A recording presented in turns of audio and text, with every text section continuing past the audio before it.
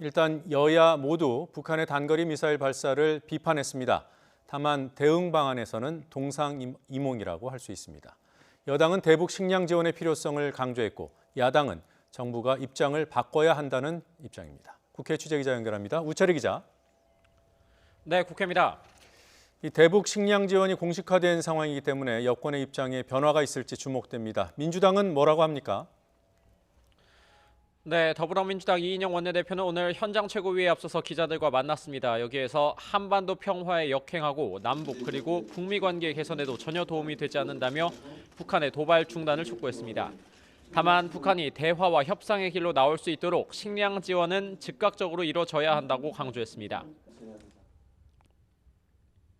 인도적 지원에 대해서는 흔쾌히 임하겠다 이런 그 입장들을 기존의 보수 정권들도 표방을 했었기 때문에 지금의 미사일 문제와는 좀 별개로 북에 대한 식량 지원 문제는 전향적으로.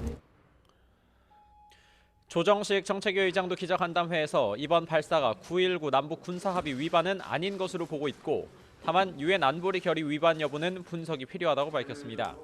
자유한국당 나경원 원내대표는 김정은 위원장이 본색을 드러냈다면서 정부가 전통적인 관계 복원, 그러니까 한미동맹 강화를 통한 대북 강경 입장으로의 선회를 사실상 요구했습니다.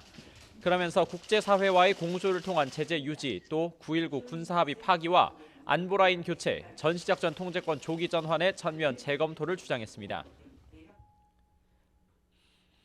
우리가 이 대북 정책이 한국 제일주의가 아니라 북한 제일주의였습니다. 이제 대한민국 국익을 중심으로 한 한국 제일주의 대북 정책으로 이제 복원해야 될 때입니다.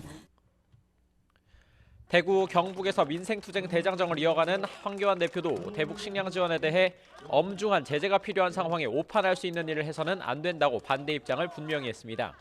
하지만 바른미래당 손학규 대표는 북한이 즉각 도발을 중단하고 대화와 외교로 문제를 해결하는 성숙한 모습을 보여야 한다면서도 인도적인 식량 지원은 필요하다는 입장을 피력했습니다.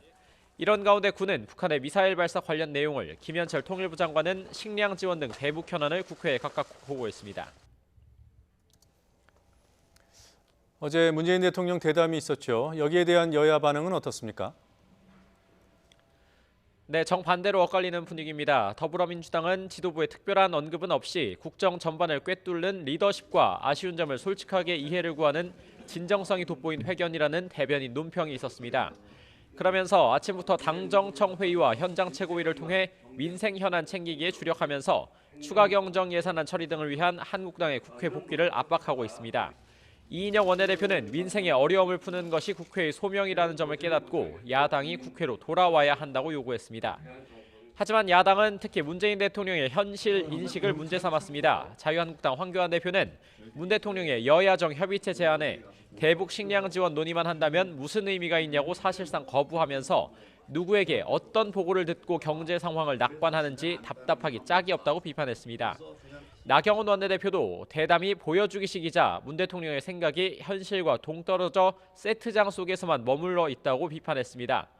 바른미래당도 문 대통령의 현실 감각이 물 위에 기름처럼 둥둥 떠다니고 있다면서 대안 없이 고집만 드러났다고 비판했습니다.